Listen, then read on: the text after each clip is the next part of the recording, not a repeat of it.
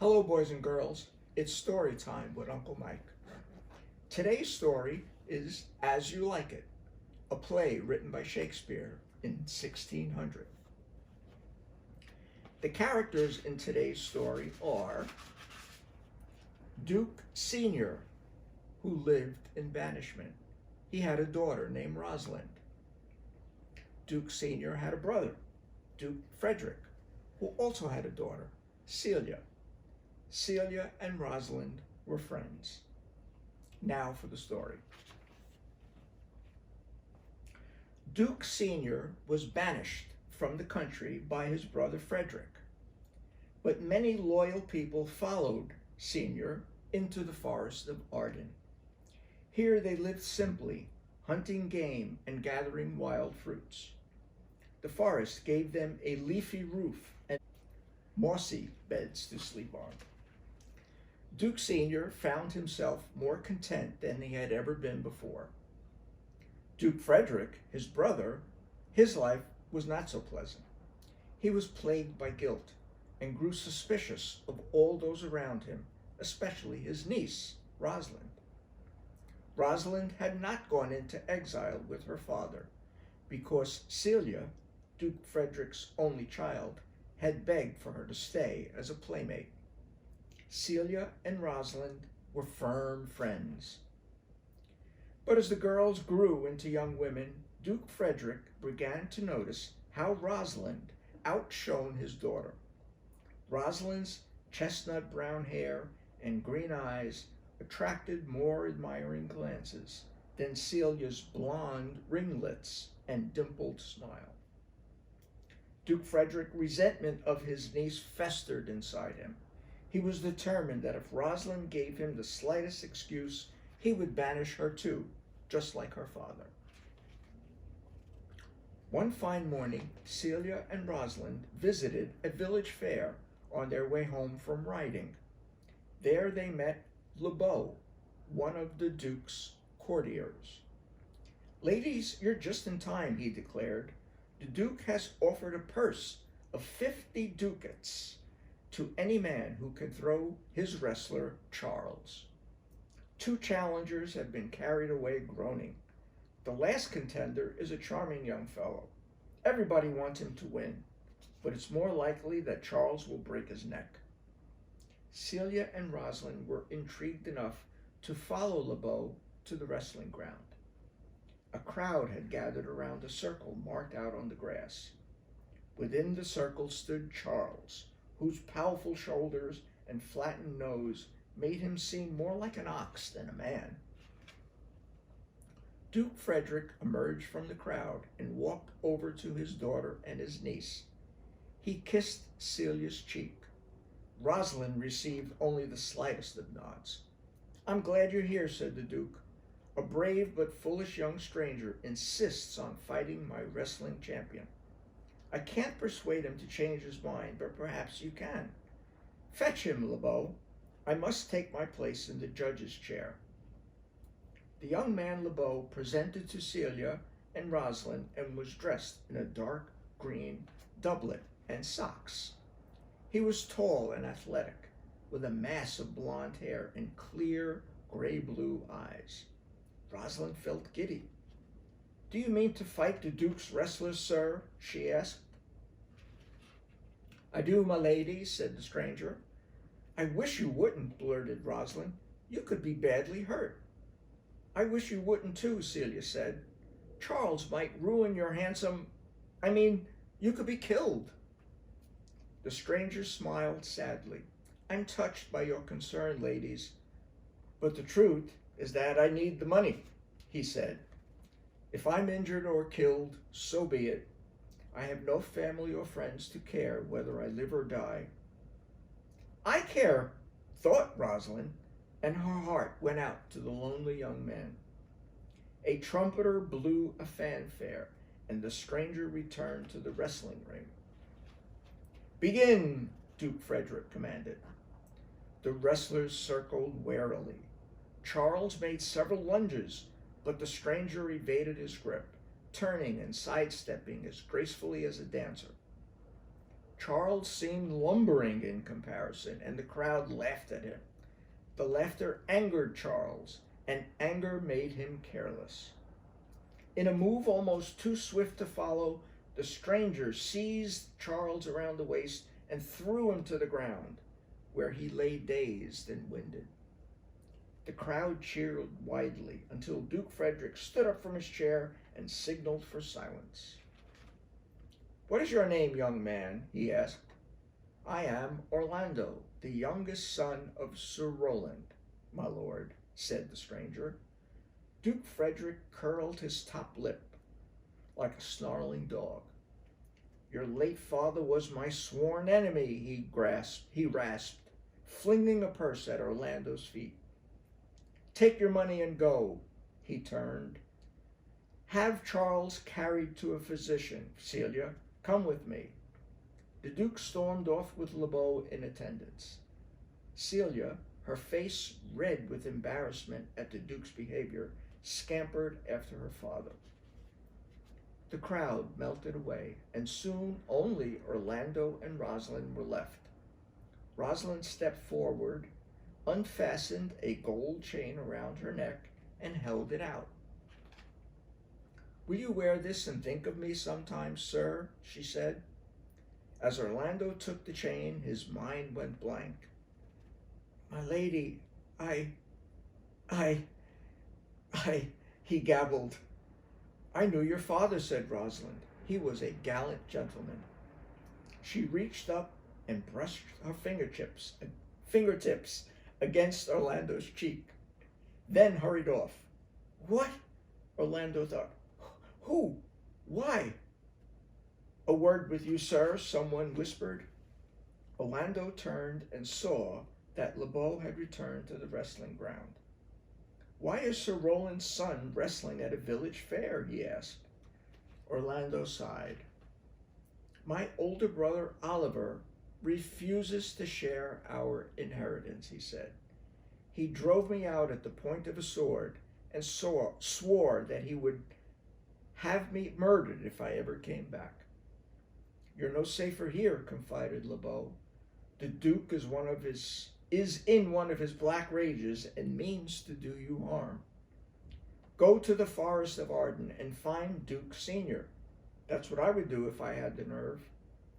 "Thanks for your advice," Orlando said.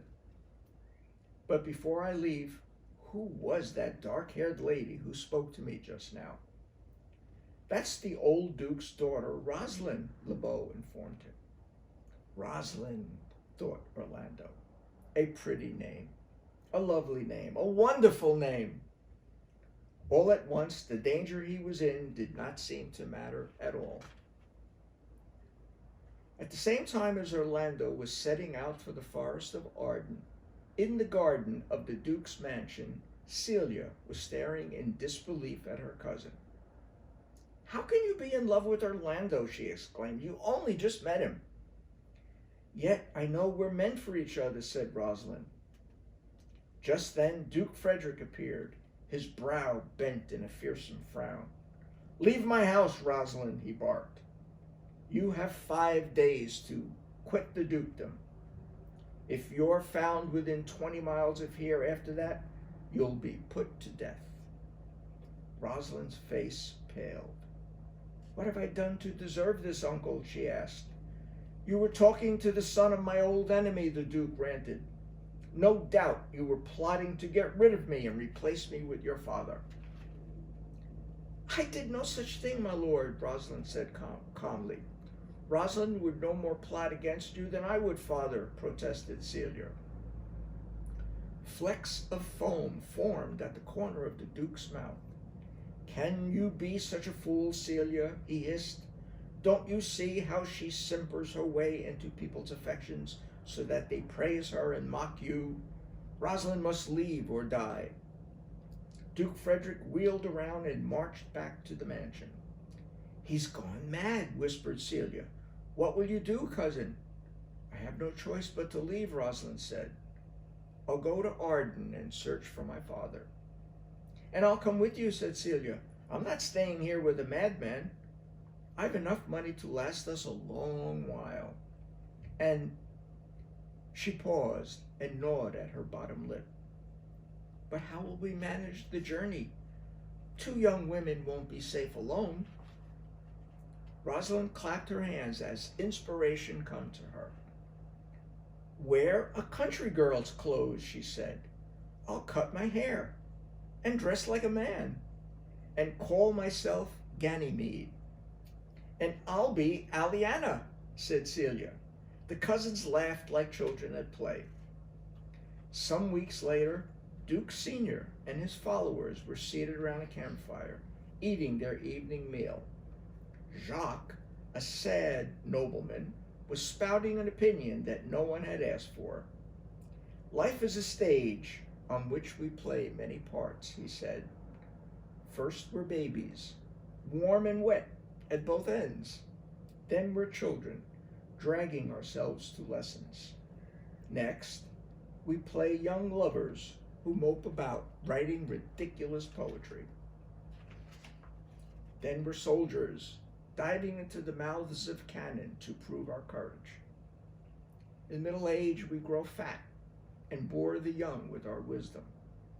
Lastly, we shrink into the role of the elderly, toothless and deaf. And then we make our final exit, never to return. Thank you, Jacques, said a nobleman on the opposite side of the fence. Listening to you always cheers me up. Hello, who's there? Called out another.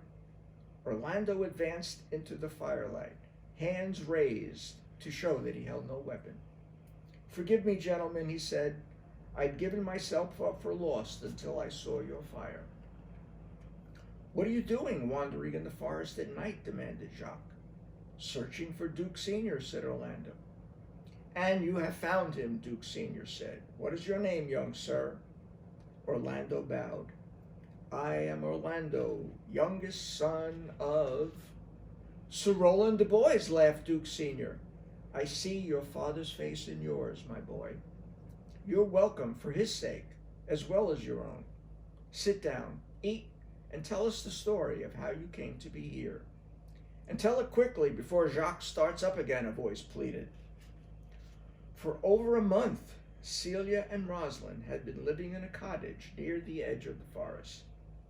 They rented the cottage from a local farmer who kept them supplied with food. Good food and fresh air had altered the cousins' appearances. Both had tanned faces, and the sun had brought out lighter streaks in Rosalind's bobbed hair. Rosalind had been unable to locate her father, but unhappy thoughts of Orlando weighed most heavily on her mind. One afternoon, while they were strolling aimlessly at a forest track, Rosalind poured her heart out to Celia. What if Orlando falls in love with somebody else? She cried.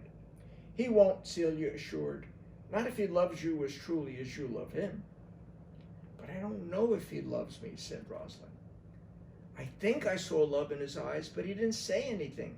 And how will we meet again? He could be anywhere.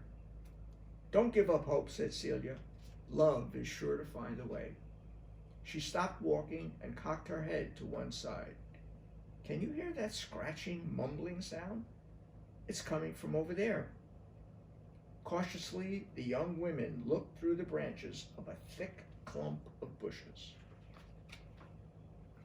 Rosalind almost shouted with joy, for there was Orlando, lying on his stomach in the center of a glade. He dipped a quill pen into a deer horn inkwell and muttered to himself as he scribbled on a piece of paper. Fly to him, Rosalind, urged Celia. Swear your undying love. Rosalind arched an eyebrow and smiled mischievously. I'm not caught as easily as that, she said. Let's find out how good an actor I am. Let me do the talking. Orlando began to recite what he had written. When through the treetops blows the wind, it speaks the name of Rosalind. Fish in the river, webby finned, sing of the beauty of fair Rosalind. Is that supposed to be a love poem? Said Rosalind, stepping into the glade with Celia at her side. Orlando started and shot a sour look at what he assumed was a badly mannered youth. Yes, not that it has anything to do with you, he said. Who are you? I'm Ganymede. This is my sister, Aliena. Remember, Rosalind and Celia are pretending to be other people, so they gave different names. I'm Ganymede. This is my sister, Aliena, Rosalind told him. We live in a cottage down the way. How can fish sing when they live underwater?